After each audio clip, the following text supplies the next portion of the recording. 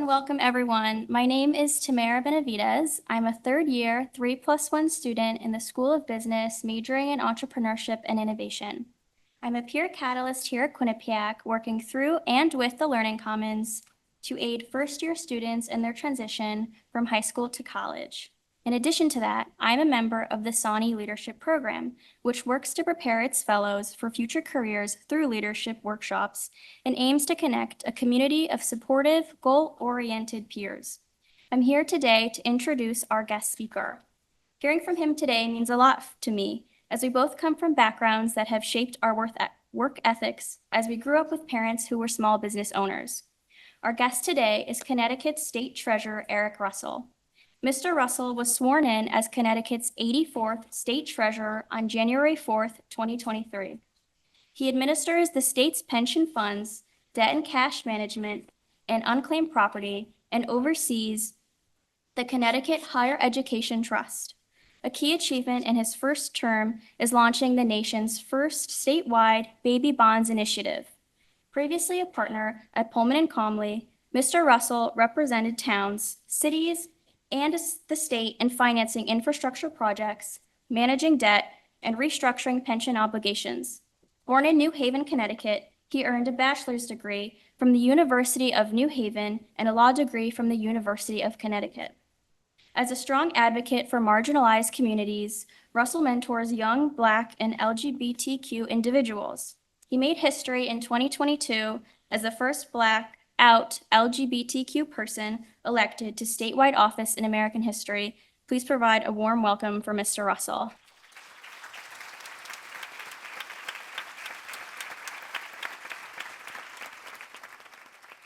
So it's great to be here with all of you. First, want to say thank you to the Vice President for the welcome today. Tammy, thank you for the very kind introduction. And also want to say thank you to Claude and to Dean Aurora for really putting together this critical conversation. And obviously, thank you for all of you being here. I know there's a lot of other things you could be doing. I'll try to make sure I don't put you to sleep here talking about pension funds and investing, but we'll try to keep it on track. Before I sit down with Dean Aurora and to have a conversation, I just was going to give a brief overview of the Office of the Treasurer and talk a little bit about the work that we've been doing. And then I'd like to hear from you. So after we have a conversation, I would love to get your thoughts and questions. So feel free to start thinking about anything that may be of interest to you, whether it's about state government or politics or my journey to public service or anything else. I'm an open book, so please feel free to ask. Just to jump in and thinking about the role of treasurer. So the most common question that I get is, we understand that as treasurer, you are involved in managing money in some ways, but what do you actually do? And what do you do on a day-to-day basis? And I will start, first, what I like about the role of treasurer is that it's different than most political offices. It's different than a lot of other state government in that it's really focused on the long term. A lot of political roles are, people think about from one election cycle at a time. They think about from one budget cycle at a time. Most of the decisions that we make in the treasurer's office don't bear fruit until 5 or 7 or sometimes 10 years down the road. And so with that, there's this unique lens to really think about the future that we want in the state and how we make decisions that move us in that direction.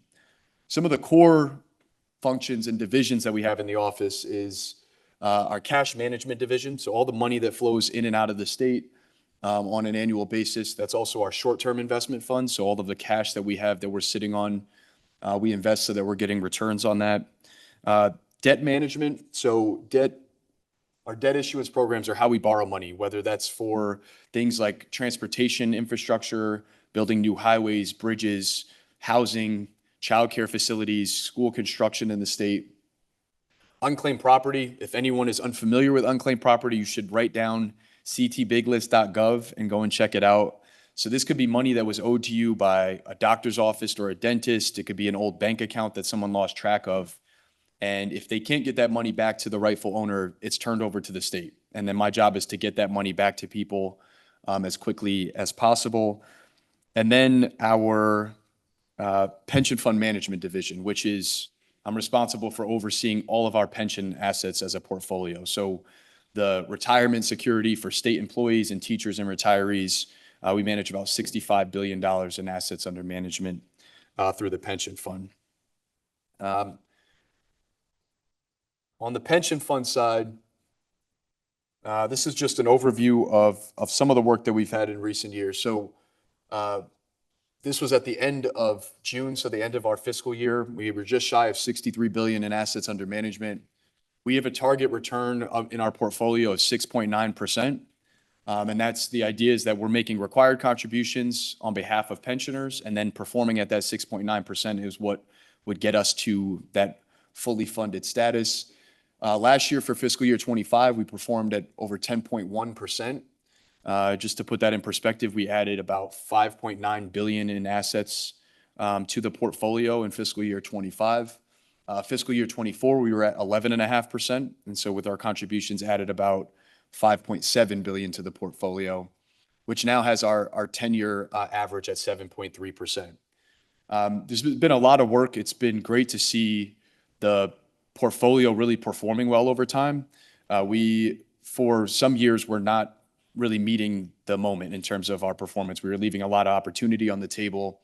And we've had some great partners, both in the legislature, with our Investment Advisory Council, which is the board that we work closely with around investment strategy and asset allocation. We've done a lot of work to reduce the number of managers we have, to reduce fees, and to make sure that we really could recruit and retain top-tier investment talent within the portfolio. And we really have started to see the benefit.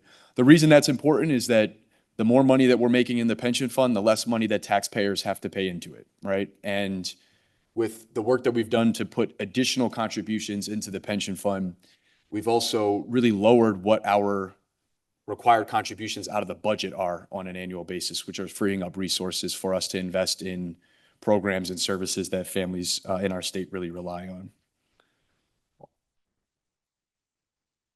On this next slide, this is to talk about the growth in the fund. So we've made a lot of progress. Connecticut, we went about 70 years without properly funding our pensions. So as we were supposed to be making required contributions into the fund, we were not doing that. And what it resulted in is 10 years ago, we had about 30 billion in assets under management. We were just over 30% funded as a portfolio.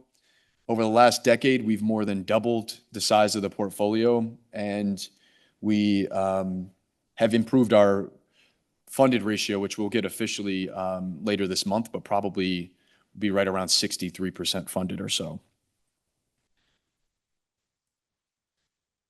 So in addition to the work that we've done in Connecticut around improving our overall fiscal health, and there's a lot of work if you think about the progress that's been made. It's not only more fully funding our pensions, but we've had 7 balanced budgets. We've had record surpluses in the state.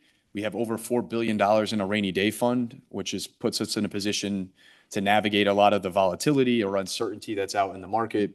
And we've put this additional $10 billion into really lowering that unfunded liability. We've also done a good job of really investing in people, which I think is important, right? As a state is trying to find ways to make sure that as we're improving our overall fiscal health, we're also making life more affordable for people in our state and creating more opportunities and lifting people up. And so some of the programs that we oversee, one in particular, the top left corner is one I'm really proud of called Connecticut Baby Bonds. So Connecticut Baby Bonds is a first in the nation program that's about addressing wealth inequality in Connecticut. So Connecticut is one of the wealthiest states in the country, but we have one of the largest wealth gaps, and it is one that has continued to widen over time. And if you think about it from the perspective of how people build wealth, it's usually having some access to capital to start with, right? And so now for every child who's born into poverty in Connecticut, and this started on July 1st of 2023, there's automatically $3,200 that is invested in a trust on behalf of that child, which we manage alongside of our pension assets. And when that child is between the ages of 18 and 30, they can access those funds for wealth building purposes. So they can use it to help purchase a home here in Connecticut, to start or invest in a Connecticut business, to help pay for post-secondary education or job training, or to roll into a retirement savings account. So really exciting program. Like I said, we're the first state in the country to do this. We've been working with several other states that are interested in building this out, but it's a way for us to invest in young people, to invest in the future of the state, but also understanding that this is about driving an economy of the future where we'll have more people participating in a meaningful way with more opportunity.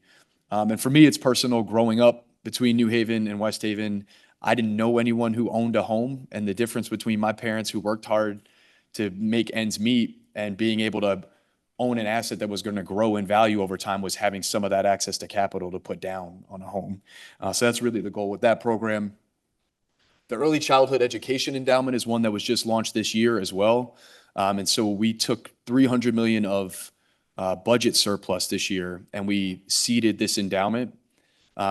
What this will be used for, understanding the challenges around access to quality, affordable childcare, is to have a sustainable source for quality care. And so what we're doing, there'll be contributions that go into this account every year. We'll be investing those funds, and they'll be used to both build out the childcare space, getting more workers, having more pay equity, but also for all families making under $100,000 a year who have children in the Early Start programs, will have access to free childcare as of fiscal year 28. And then any family making over $100,000 will be capped at 7% of what their income is for the cost of childcare. The goal here is that this endowment will continue to grow and that we will have universal pre-K in Connecticut when that endowment is fully rolling. Again, this is about being able to invest in children at the stages of development that we know are most critical to them, but it's also about really growing the economy in the state. We have about 80,000 jobs that are unfilled right now, and we know that there are many families who have, one person, a parent who's making a decision about whether or not they should be going to work, oftentimes paying as much as they would earn on childcare or staying home. And this is about making sure we can get people back out into the workforce.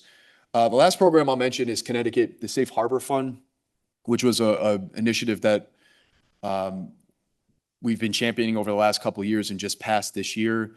But it was an account that is going to be created that we are going to raise private money into, and those funds will be used to help individuals who are coming from either anti-choice states or anti-gender affirming care states that need access to care. And so these resources can be used for travel expenses, for lodging, for childcare, understanding that it's going to be those who don't have resources, those who largely coming from minority communities, members of the LGBTQ community that won't have that ability to pick up and come from a Texas or Florida to come get the care they need. We're working closely with other states around the country to really build out a national coalition of states that have this option so people can access the care that they need. I already covered most of this in terms of state of the state, but again, balanced budgets, record surpluses. Big thing here, we've seen credit rating upgrades. We just had 2 in the last month and a half, which is external sources really saying that they acknowledge the progress that we're making. The reason it's important is it allows us to, as I mentioned, borrowing for school construction and roads and bridges. It allows us to do that at a lower rate. So it's saving taxpayers dollars because we have improved our overall fiscal position.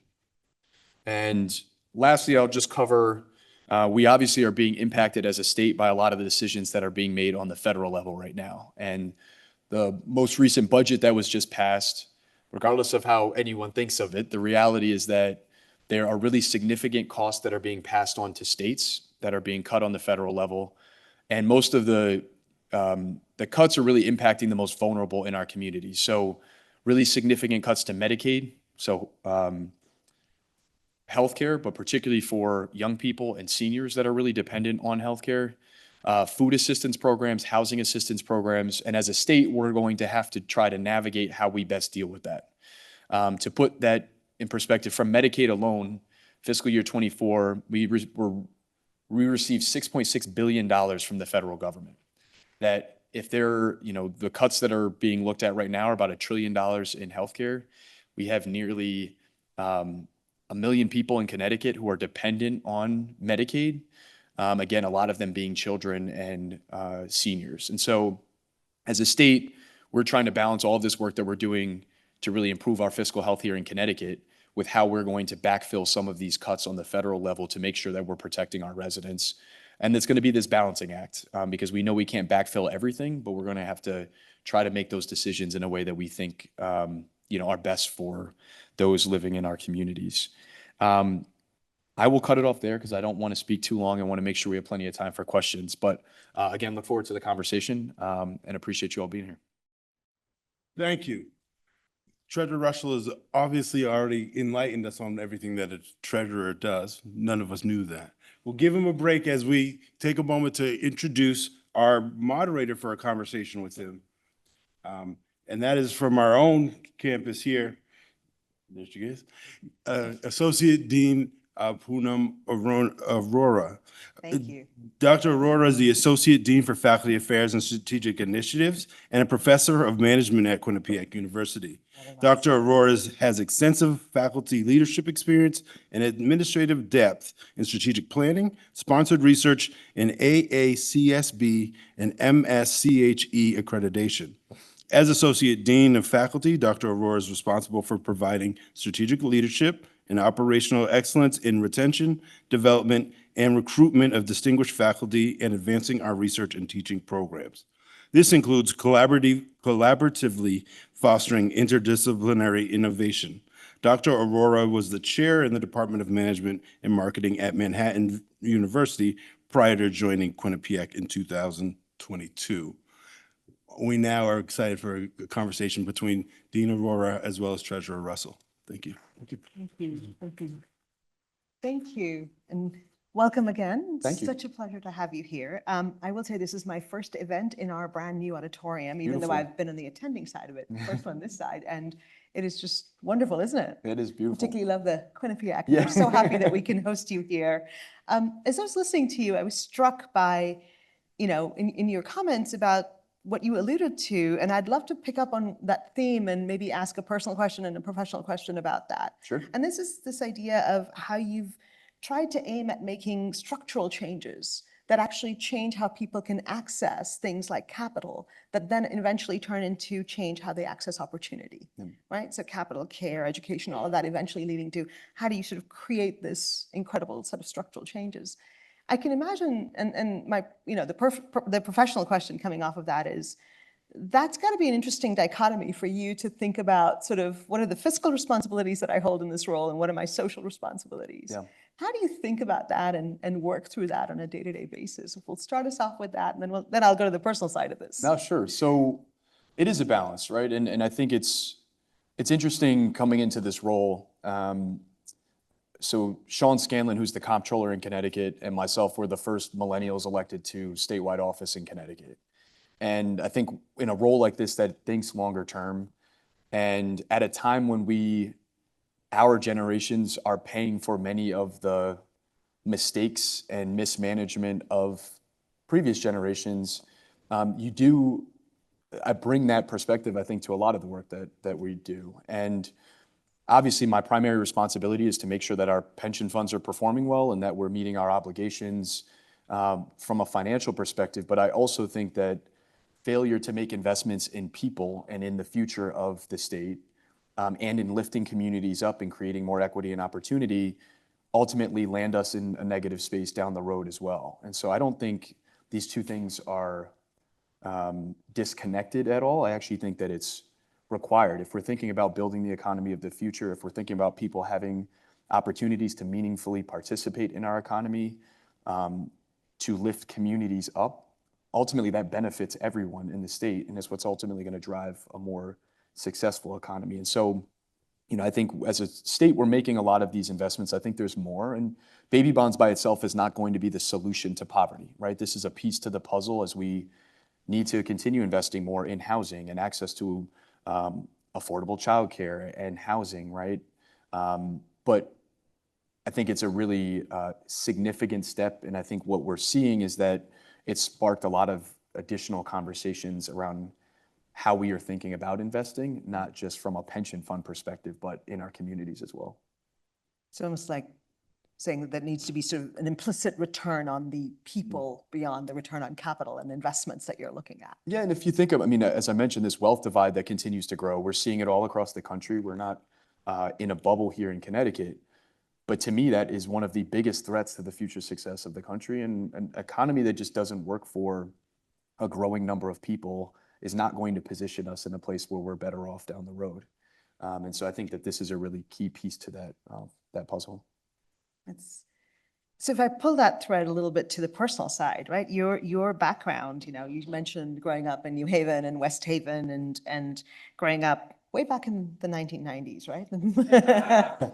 Oh my God, another millennium. Our nieces and nephews say the 1900s, so. Yeah, well, I get that a lot from mine as well, who are like, you wouldn't know that, it was the last, millennia. So, but you worked against, you grew up facing a set of structural issues yourself, right? You worked through that as, the communities in which you grew up, going to first generation to go to college, first generation to go to law school, and then working for a very prestigious law firm, and then moving on to this public office position that you have. So talk a little bit about that, those structural changes from a personal perspective, if you would. Yeah, so it was interesting.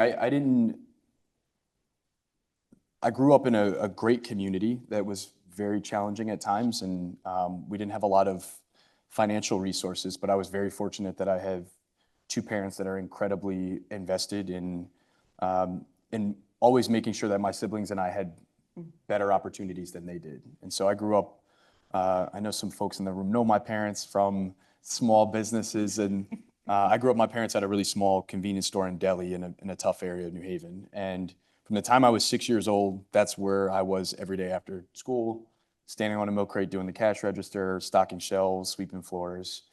And it informed me in such a huge way. One, it was just learning work ethic and seeing my parents sacrifice so much. But it was also where I learned about community in a huge way, right? I grew up in this community, but we were kind of the hub in a lot of ways. And I watched how my parents helped to, when somebody was down or needed something, and how the community ultimately came together and looking out for each other. There's a lot of people who worked really hard just trying to get by when there were so many structural obstacles in people's ways, just navigating the challenges of poverty and lack of investment and lack of resources. And so, I knew I always wanted to do something that was going to help contribute to the communities like the one that I grew up in. And I didn't know exactly what that looked like. But it was also challenging in ways because, as I'm sure folks in the room experience, first person to go to college, my parents, once I kind of got through high school, my parents, we can't really help you with the college application process because it's not like we have more experience in this space than you do. And for me, it was, having some great mentors and people around me who, relationships that I built over time that really helped me to navigate a lot of that. And I think it's important that, particularly in an office like this, that often does not have representation from communities like the one I grew up in, that you're able to use this platform to really bring that perspective and to make sure that policy and decision-making that we are rolling out actually reflects the different communities that we serve. Yeah. So, you made history when you talk about the community you grew up in, but there's also the communities you represent so much more broadly, right? And when you won that election in 2022, you made history, being the first Black person in this position, and not only in this position to the state of Connecticut, but nationwide, right? You made history at an American sort of national landscape level. Also the first person from the LGBTQ community who sort of held such a role. You talk a little bit about sort of what that meant and what brought in for you the personal resources that encouraged that you were able to marshal to get you to that position. Yeah, so I didn't realize that. I was actually made aware when I was running. There's an organization called Victory Fund that does work supporting LGBTQ candidates running all across the country. And they informed me that if elected, that I would kind of be the first Blackout person elected to a statewide office. And in some ways, for me, it was surprising because we've made so much progress that you think this would have happened already. I don't think I realized that it hadn't. But two, it was pressure. Like, one, it's all right, now you can't screw it up either, right? Like, that the standard is different, that we are seeing even more of this, but the folks assume that you are where you are because of these things that, it's a little ironic, were always things that held people back, and now it gets thrown in your face as if you're there because of that reason by itself. But I think, for me, it was, there's so many people that paved the way in these spaces when it was so much harder to do. And so that gave me the confidence to feel like I could be authentic and run, which was the only way that I ever would have run for office, is if I could do it authentically. But you're standing on their shoulders, right? And they're people that, again, had to really pave the way. The other thing is that folks want to see themselves represented. And I know that without me thinking about it, that me being elected represents to, I've had the young kid come up to me and say, that they see themselves, or that they've commented to their parents about something being achievable or attainable that they never really thought was possible.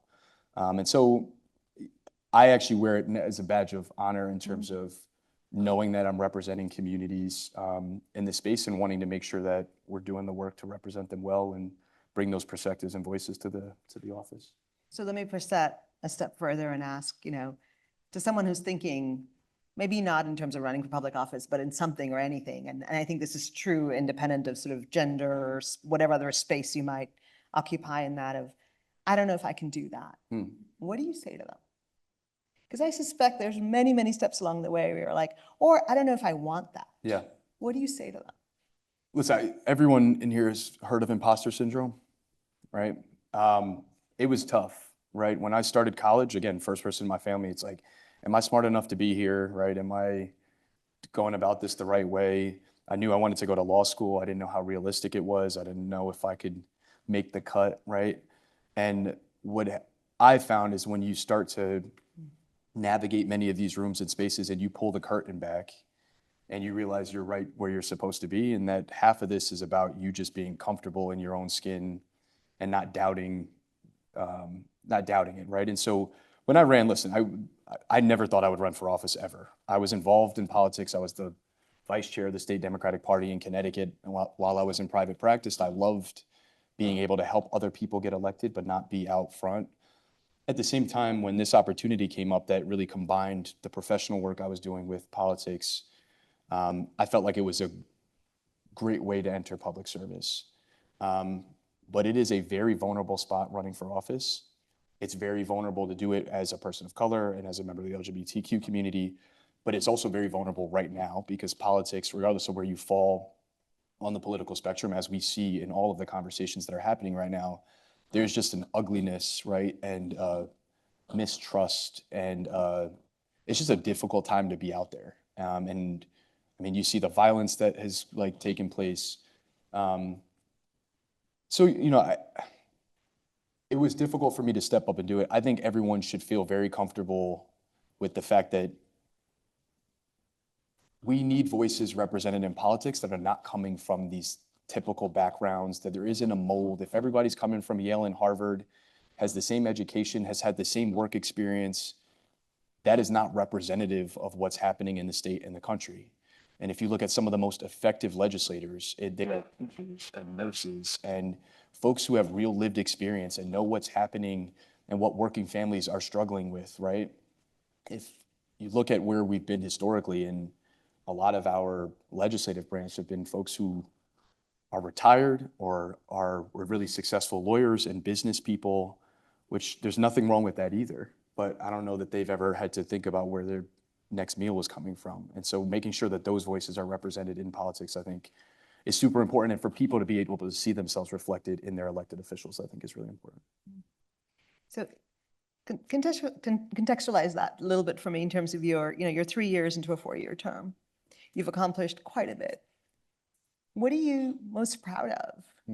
Well, and what would you pull forward to? What do you want the next step to look like? Yeah, so I'm really proud of the work that we've done. It's hard for me because I don't tend to look backwards. I'm already looking at so much more of the work that we have ahead. I think the work that we've done around the pension fund is incredible. And I know it's not the sexiest thing in the world. It's not what gets the headlines, but it is so important to where the state is heading. And so I think a lot of the work in terms of continuing that progress, because again, we're long-term investors, this takes time. I think being able to bring voice to communities and programs like baby bonds is something that I'm really proud of. Because again, I think it's just a voice that has not always been represented well in politics. And I think for the people who supported this program, so this was not just me at the helm of this. We legislators, right? The Black and Puerto Rican Caucus in Connecticut, the business community who stepped up and was supportive of this program, the faith-based community. We built a very broad coalition of folks that were saying it is so critical for us to be investing in young people and in the future of the state. And I just think shifting the ability to have these conversations in a real way, the fact that we've been on a national scale are having conversations around programs like baby bonds is such a huge opportunity for us, because it's just something I think would have been very difficult many years ago. So I don't know, there's so much that we have kicking around. I think in the future, a lot of it is certainly building on the successes that we've had. There's still so much more work to do, but it is, I think we're making a lot of progress. What are some things you want to make sure you definitely continue on with? So we'll continue so Baby Bonds is one that we're still building out. We created a 501c3 sleeve of the Baby Bonds Trust. And so we'll be working with philanthropy as we're building out additional wraparound supports and programs so that these kids are not just thinking about access to capital 18 years down the road, but how are we engaging with them and their families all along the way. To put this in perspective, nearly half the children born in Connecticut every year are born into poverty. So in the first 2 years of the program, there are over 33,000 children born eligible for baby bonds.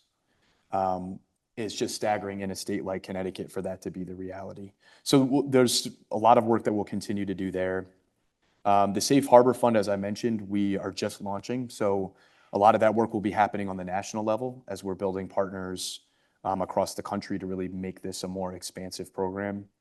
And then, it's just, I think, continuing to drive a real conversation and focus on real equity and opportunity in the state. Again, as we are making this fiscal progress, then how are we building out programs and guiding resources in a way that are truly about lifting people up? So there's something you've sort of alluded to quite a bit in this conversation, which is all these people that, going back to your childhood who helped you form this strong foundation and then the leveraging of that foundation. So I've sort of a multi-part question here. Why is that surprising from an academic, right? Part A, B, C, and make sure you answer all three Okay, of great, them. yeah. Because this is an exam now It's like coming. a law school exam. There you go. Got to make sure you aren't quite forgetting that. But the first part of that is, what are some absolute you're so glad you have those fundamental skills and they are absolutely what you think are fundamental to your foundation that has allowed you to be in the position that you're in today. And then part two of that is, as you're looking at our young students here, what are some things you're like, make sure you get this, whether it's an academic skill or it's a developed experiential sort of skill. Here are some things for you to really make sure that in this day and age, you're thinking of as well. And then I'll get to part C, I'll hold on to that. Okay, all right. So I think the skill that has been most important, and I think it's one that often gets ignored, it's not going to be some set kind of skill through education. I think the ability to interact with people and listen and understand someone's experience that may not be your own, knowing how to engage with people that you disagree with, knowing how to not necessarily write off or kind of diminish where other people are coming from in those conversations, I think is so important. And I think it's lost in many ways. I think the ability for people to go out and engage with people has been really difficult. And I know for a lot of young people, particularly like the challenging times of COVID and isolation, there are a lot of folks that really have lost those skills and abilities. And I think for me, particularly in government, but this is applied in everything that I've ever done, you can pick things up and learn them over time in terms of some of the other skills, but being able to engage with people and build real relationships, I mean, that is where so much of the mentorship that I've received has come from. It's been me going out of my way to get to know folks, being genuinely interested in where other people are coming from, challenging things like baby bonds. In terms of getting it over the finish line, there was a lot of opposition. And so it was this steady coalition building, but also working with people who, all right, I know you don't agree with the program. What are the things that you don't like about it? And let's go back and try to figure out how we can fix some of those things to address your concerns. So I think that skill has been incredibly important to me in everything I've done. It's just the human interaction, social ability, ability to engage. For students in the room, one thing I would say, and this is often my piece of advice, is it is great to have the goals as to what you want to do and to make sure you're thinking through those things and pursuing them. But do not be rigid to the point that you miss opportunities that are in front of you. And so I say that I went to school for criminal justice. I was planning to go into law enforcement. I started the process to become a state trooper while I was applying to law school because I thought maybe I would be a trooper and then go to school at night. I just got into UConn and decided I'm just going to do that. I went to law school knowing the one thing I did not want to do was go to a law firm. And then I ended up spending 11 years at a law firm. But again, I mean, same thing with some of the relationships that I built. There were so many of these opportunities for an internship or something that I was like, I don't think I'm really interested in that, but let me go explore it. And they ended up being some of the most pivotal moments in my career and some of the most meaningful relationships and just growth areas that I've had. And so same thing with Trev. Like I was pretty sure I was never going to run for office, and this opportunity came up. My predecessor announced a month before the convention that he wasn't running. So I had 2 days to decide if I was going to run for statewide office, having never run before. And it would have been really easy for me to say no for a lot of reasons.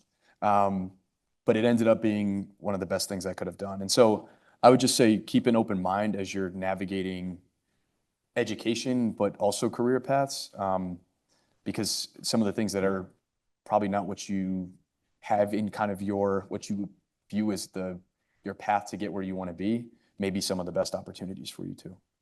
So embrace the nonlinearity. Yeah. Because it's never a straight line, is it? Exactly. It's, and what do you say to people who are like, like you, sort of, I don't ever want to think about public office? Is that something that you think you're like, what scale and scope does that have in our day-to-day lives as we think about the evolution of what it means to be a public servant? Yeah. I would say listen, running for office is not for everybody, and not everyone needs to do it. I would say don't be discouraged if you feel like you don't fit the mold to run for office, because that's not, I don't think that is the challenge. If that's the thing that's holding you back, that shouldn't dissuade you. But what I would say is that more so than ever, we need people engaged. And so you don't have to be in public service to make an impact. You don't have to be in elected office to make sure that you're aware and participating and engaging with your neighbors and expressing the importance of what's going on. Because we need people stepping up and to be a part of this. It's the only way this works is if people are engaged. And I get it, as I mentioned before, I think this is a really ugly time. Like politics has become this dirty word, right? And I've never viewed it that way, because to me, politics is the means to the end, right? It's politics to get to a point that we're making policy and decisions around things that impact people's lives. But we need people, good people stepping up, being a part of what's going on. And I worry that because of the rhetoric, because of the ugliness, because of a lot of the misinformation that's been out there, there's this pressure for people to disengage and to kind of put your head in the sand and not want to be a part of it. It's stressful, it's overwhelming. But the only way we're going to really move forward, I think, in a positive way is people really stepping up and meeting this moment. And so I would encourage you, regardless of how you want to engage or be a part of that, to step up in some capacity to do it. So apropos of that, I know that there are a couple of questions that I know people in this room wanted me to ask, and then I'll open it up for them to ask questions directly. So let me ask this last couple of questions, and that's your, sort of warning sign here to start thinking of your own questions beyond what we've been able to cover. One of those is, you mentioned and talked about politics and the changing sort of landscape, and also your term spanned 2 different White Houses, and there's been a White House transition. So I know that one question that is in minds of a lot of people is, what's that transition been like in your sort of role? And I'll pick up on that with the rest of my questions, the multi-part that's coming. It's been interesting. So again, I think in Connecticut, we have been very steady. I think we've been very consistently making a lot of progress, and that has helped just in terms of where we are positioned compared to most of our peers. I very directly, well, so this year has been very chaotic and very uncertain. There's a lot of volatility. And it's just that people don't know what to expect because there'll be conversations around what's going on. And then you wake up to a tweet that went out the night before and all of a sudden everything has changed. Tariff policy has been really disruptive. A lot of the impacts on the federal budget are going to hit us really significantly, and there still are constantly things rolling out. Our Attorney General has filed, I think, 37 lawsuits against the administration.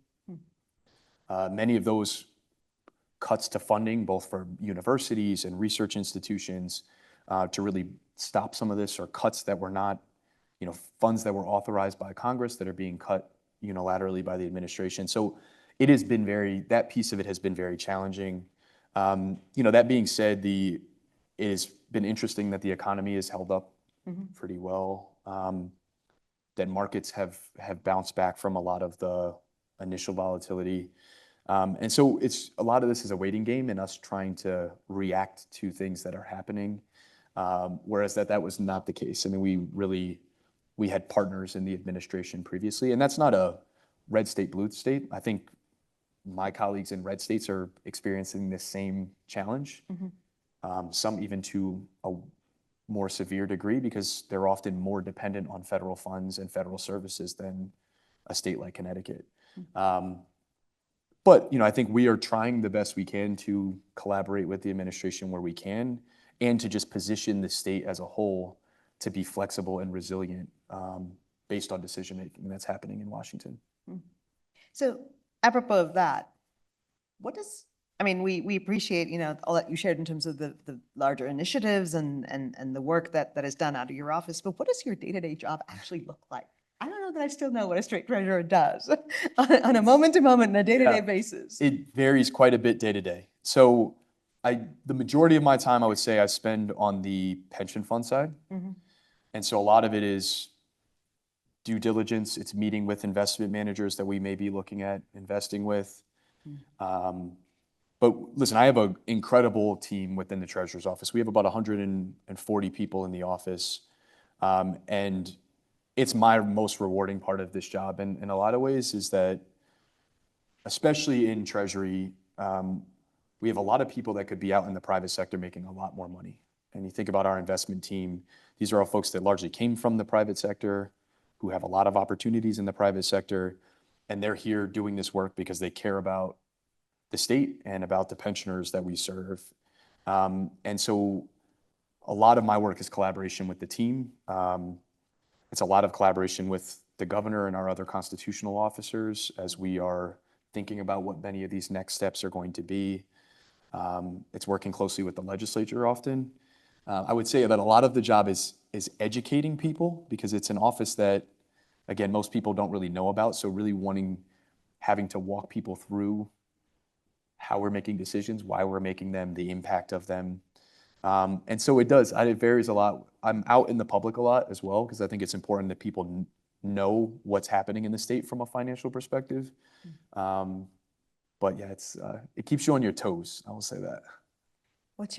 We've heard about your favorite part, Yeah. right? It's the interaction with people, it's the and I think that even plays into what you said earlier about this idea of perspective taking, empathy, deep listening, truly understanding and finding common ground. That seems to be a common theme also for you in many, many ways. What's your least favorite part of the job? In a role that is elected, politics weighs in sometimes, right? And so you often have challenges sometimes, particularly in a role where not everyone understands the actual job, where people's interest in kind of being politically motivated can interfere with your ability to just do your job. And so, to me, the investing that we're doing isn't political, right? Making sure that we're managing our money well isn't political. But there are times that there are those forces, again, particularly in this environment.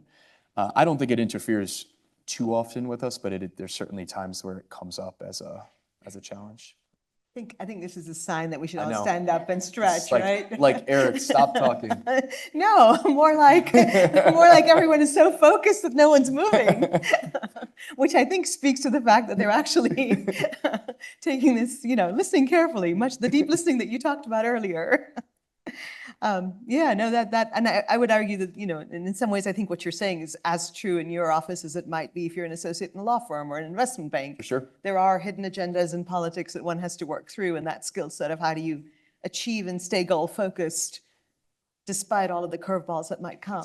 Exactly. Yeah, it's fascinating to think about the parallels here, and it's actually not that different from what many of us face and many of our students will go off into when they move into those worlds. So, one of the other things that you've talked a lot about, and this is my last question, so I hope people are ready with questions, is there's a lot that you talk about where you're reacting in the short term to things, right? And like you mentioned, a tweet overnight can change what happens the next day. So there is, in this social media culture in this world, it's a lot of short-term focus.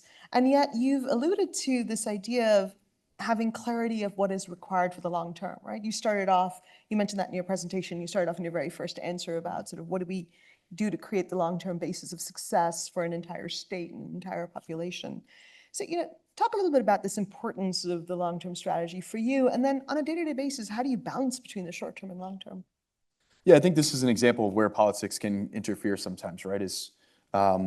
One, I think in terms of short-term decision-making. So if you look at where we landed, there's a reason why we went 70 years without properly funding our pensions, right? And many of those years, we had plenty of money. We had surpluses, we were cutting taxes, or we were dishing out money in communities. But folks who were making those decisions weren't going to be around to have to feel the impact of the fact that we weren't paying into our pension fund. They were going to get the short-term benefit of the tax cut or the extra money that went into a community that they wanted to vote for them. And so for me, it's, thinking about the longer-term side of this and to say, we can't just continue to kick the can down the road or pass it on to future generations. I think there's a lot of frustration from younger generations about the fact that who knows where Social Security is going to be, or programs like Medicaid, or investments that were made that previous generations got a lot of the benefit of that we are ultimately going to end up paying for. And I want to make sure that we're not leaving the state in a spot where we're continuing to do that. So I think from a state perspective, I think that that's important. But I also think even for folks sitting in the room, a lot of times the things that are right in front of you seem so magnified. And when I was going to school, it was daunting for me to think about going to college and then law school and the commitment and time that was going to take. And for me, it was saying this is a long-term thing that, this 6 or 7 years seems really big now, but it's going to help me get where I want to go long-term. And so I think we're just shifting away from the short-sightedness in decision-making, particularly in the state level, is really important. And I know there was a second part to that question that I'm blanking on now. On a day-to-day basis, sort of how do you balance that? Because there is the cycle of elections and Wall Street saying this is what's happening and here's how investments are going up and down. There's a reality in multiple levels that you face. Yeah, and this is where I think the office being less known and not being as political is helpful, in that I don't, from an investment perspective, our investment team is always thinking about what these opportunities are as a long-term investor. And so, yeah, we could make short-term decisions that may spike pension performance for one fiscal year, but you're missing out on a bunch of opportunity in those out years. And for me, I came into the job to do the job. And if that results in me not getting elected again, then I'm fine with that consequence. And I think this is what we're seeing a lot of in politics is people care more about staying in the seat that they're in than they care about doing the work that they're supposed to be doing while they're there. And I think that's where a lot of the frustration and resentment and kind of mistrust with government is actually coming from. So I'm hoping we can think about government and politics in a different way and actually reward people who are doing it the right way too.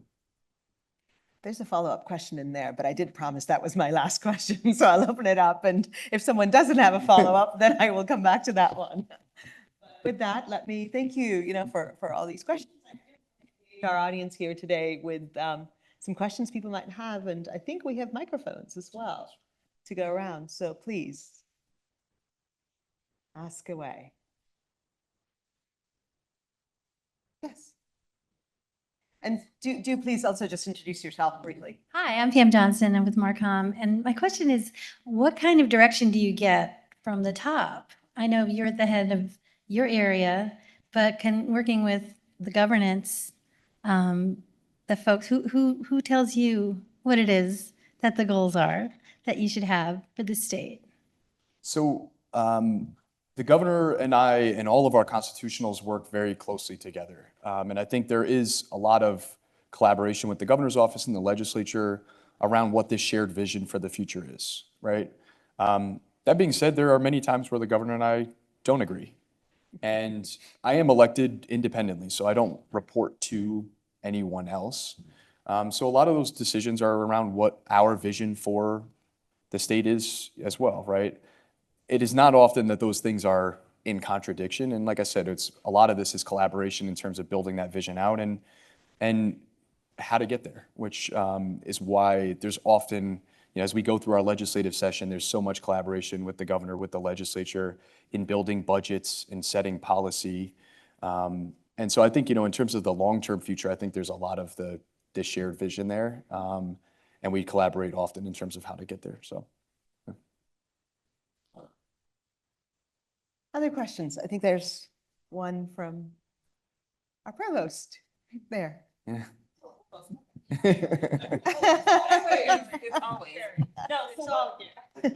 You go first. Oh, thank you. My name is Sherry Brooks, and I'm at the Office of Inclusive Excellence, and a lot of our students have left, but I wanted It's to class ask, time, it's 1:30. I was looking. Yeah, I'm So sorry. We have class that starts at 1:30, so. what are you looking for in an intern? You have 100 people in your office. Are you looking for interns over the summer, and are they undergraduate, or are you just looking for law students? If you could share that. Yes, so we do paid internships every summer. And it was important for me for them to be paid because I also know what it was like to be a broke college student and not necessarily have the option of not taking a gig over the summer that did pay, right? So we wanted to make sure we were creating that opportunity for everyone. We do undergraduate interns. We also have law students as well. We often have some business or MBA interns as well, particularly in our investment team. So, those applications post, I think it's fairly early in the year. Brent's looking at me like, I don't know if we know the exact date, but I would say just keep an eye out on the website. We do post them. We do that internship program every summer. And, in terms of what we're looking for, I mentioned several of the divisions. So we'll usually have interns for specific divisions within the office. So obviously, if there's an interest in specific areas or experience in specific areas, that's a plus. But a lot of it for me is driving, it's folks who are driven and who are interested and curious and want to have a sense of what work in public service can look like. And so we always enjoy the internship programs and have hired directly through that internship for full-time positions as well. Actually, one of my favorite stories is there's someone on our investment team who started, this is now over 10 years ago. She started as an intern in the office and worked up and she's our deputy director for corporate governance and sustainable investment within the team. So it's a great pipeline for us as well as for students. Yeah.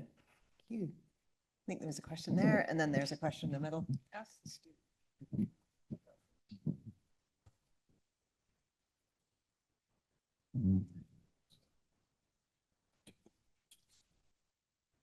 Hi, Matthew Femmel. I'm a Quinnipiac student here in the business school. I'm a finance major, minor in economics. So I have a question. So when you're deciding whether to allocate capital to a hedge fund manager, what qualities or habits make the biggest difference in earning your trust? Great question. So I won't speak specifically to hedge funds. Part of the reason I'll say that is we use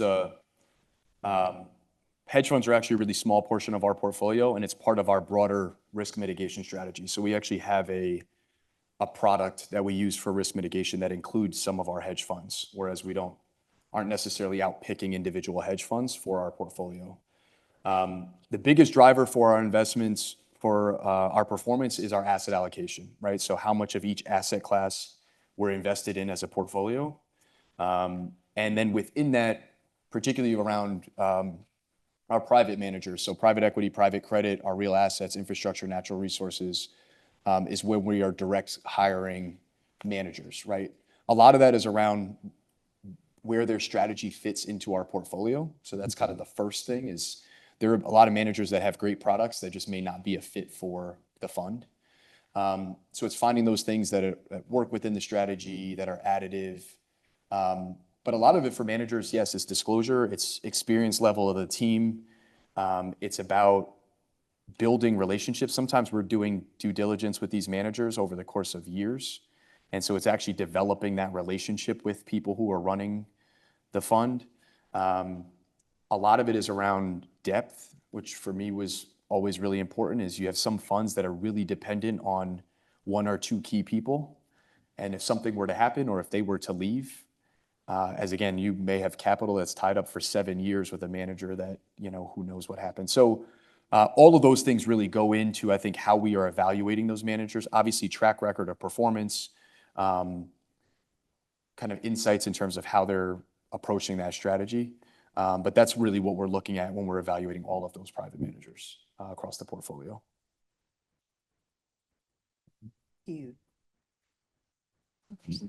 All right, hello.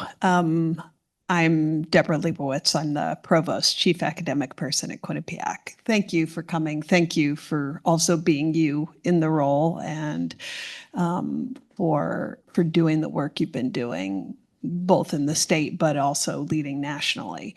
One of you talked about a number of areas that have been under assault through federal legislation. You were talking about the changes in Medicare policy, others as well. And you mentioned research grants, but higher ed has been one of the things that has been also attacked directly. And one of the major policy changes is around the financing of higher education. And I'm wondering how you think about the role that the state could play and CHESLA, the state, student loan authority, and what kind of role are you engaged in? I know there's talk of a special session and trying to address it. Is that going to happen? And I think, those of us, I know you're both a private Connecticut higher ed grad and a public higher ed grad. So you have both, but over 50% of degrees in Connecticut are issued by private institutions. And so what kind of support are we going to get, are our students going to get from the state?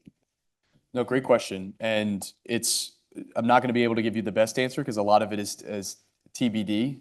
What I would say now, so it does look like there's going to be a special session likely taking place mid-November.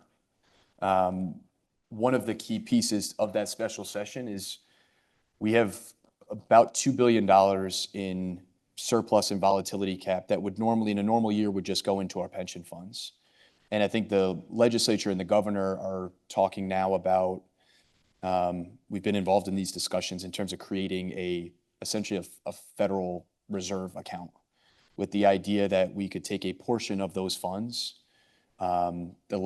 What has been talked about is no more than $500 million and putting it into this separate account. The rest of it would then go into the pension fund. But then the governor and legislature would be able to access this account to appropriate backfilling of federal fund cuts. Now, the reason I was saying that, one, I don't know that there's been any decision around exactly how those funds would be used. And the main reason for that is there's still so much uncertainty as to what the big picture is, right? What's actually been cut. We're keeping track of all of the cuts and losses of grants across the state, nonprofits that have been impacted. Obviously, right now with the shutdown, there's an added layer of cuts around food assistance programs and things like that are coming down the pike. But I think the idea is with those funds available that we could then evaluate what the big picture looks like and can make decisions around what we would be able to backfill. And I think education is certainly a piece of that. I think to your point around CHESLA and being able to, even if it is around loan programs that would be lower interest rates for borrowers, would be really important. I know that that's going to be very much a topic of conversation. We've already started some of those conversations. But the idea here is we are going to try to do everything we can in this environment to make sure that there is this backstop, particularly for the most vulnerable in our state. But we are going to have to evaluate what it all looks like because we're not going to be able to do everything. And so I think we want to make sure we know what some of those key pieces are as the legislature and governor are making those decisions. Other questions? And just to follow up on the question about internships, we're all, the application process for y'all state director in March, and those would be for internships that start the first week of June. Thanks, Brett. Okay. And we'll get the information and reminder to the office of the specs.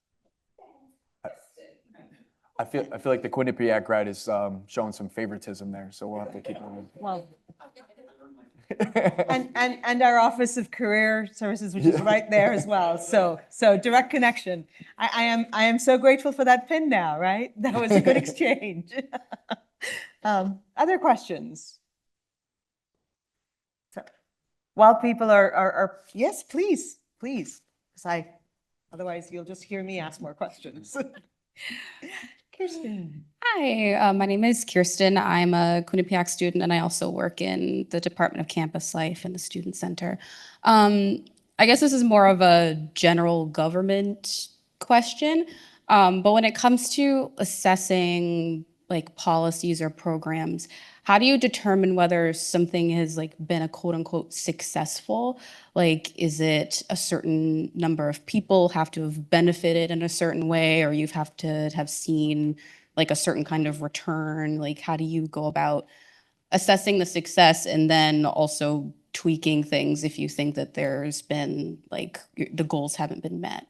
Yeah, that's a great question. And it's actually another space that I think government can be doing better in terms of policy and decision-making really being data-driven and then tracked after to really measure those successes. I think it depends on the program and service, right? Because everything is going to have a different goal. Not everything's going to be about necessarily getting a return, but it could be benefits within the community in some other kind of maybe less quantitative way. I know with baby bonds specifically, we are really working to make sure that data around the program is being analyzed, particularly because it's a first in the nation program, right? And that it's a model right now for a lot of other places, but the downside to that is if you don't get it right, you can really ensure that it's difficult to make sure that states, it'd be difficult for a state to ever make an investment like that in the future. And part of the challenge with baby bonds, there's the access to capital. It's such a long runway, but part of my thought is that you're going to see this change in behavior for children who benefit from the program too, which is a little bit harder to measure. But in a child who's never known anyone who's owned a home or couldn't think about going to college because they didn't think there would be resources there, to see this future and know that they would have access to a down payment to help put down on a home, the hope that that provides to a child, I really hope is something we're going to see play out. In addition to this opportunity to engage with all of these families and children throughout their lives and some of the benefits, and in a positive way, right? Most people who live in poverty don't have a positive interaction with government. Their interaction with government is normally punitive, right? So to have this more positive bridge where a parent can say, oh, this is a resource that my child is going to have, I expect that there's going to be the ability to engage in a much more trusted way, which I'm hoping we're going to ultimately see benefits from as well. And so I think we're starting to see, to your ultimate question, a lot more of the kind of data tracking around policy so that we can measure at different points in time the effectiveness of those investments and programs. I think if there is one more, otherwise I'll ask one closing question because I think that's about what we have time for, but yes, last question.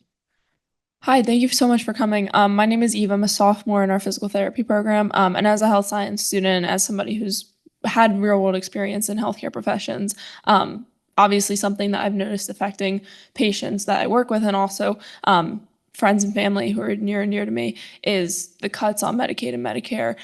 In the state of Connecticut, what exactly is your office looking to do to kind of help those individuals who might lose some of that funding? Yeah, great question. So the big piece is this federal account right now. I would also say with the federal account, it's not necessarily that, so say it were to be $500 million. I think the idea is that There may be opportunity to add more money to this over time, right? It's not that it's a stagnant thing. But I think that that is certainly one of the biggest concerns is the way Medicaid cuts are happening right now. They're likely not to hit until fiscal year 27. And so the idea of building up some of these additional reserves so that we can navigate those cuts when and if they happen is one big piece. The other piece is that the way that they're approaching the cuts is not to say, here's $1 billion of Medicaid that's being cut off. They are passing the administrative burden onto the state, and they're putting work requirements in place. Now, 80% of people in Connecticut on Medicaid work. So it's less of a concern for us than it is in a lot of other places. But the goal of the added administration is actually to say, you have people who are working sometimes 40 or 60 hours a week to try to make ends meet and take care of family. And they're now going to have to file weekly paperwork to show that they are working. And the reality is that there are going to be people that just fall through the cracks. That's where a lot of these cuts are going to come from. And so the state is also doing a lot of work right now to make sure we're prepared, one, to take on all this administrative burden, which is going to cost more money, and we're going to need more people on board to do that. But to try to make it as easy as possible for these people who are working incredibly hard so that they're not falling through the cracks and losing Medicaid because they didn't submit a piece of paper. And frankly, the budget, they are baking in the fact that even people who are working are going to fall off as a result of a lot of this administration. So it's a lot of those things to try to make things as effective and efficient as possible for people who are doing it, and then having some of these resources so we can make determinations as to what we can backfill from a Medicaid perspective. Thank you. Thank you so much for your candor, your willingness to come and be course. here. As our provost mentioned, for being you. Thank you. It is such a joy to have had this time with you. I also really want to thank the Office of Inclusive Excellence for putting this all together, to Tamara for the wonderful introduction and the welcome in the beginning, Claude for your kind words, and to everyone else who's involved in this role. And yes, Sherry, who's absolutely central to all of this, right? But thank you. I really, really, really do want to do that.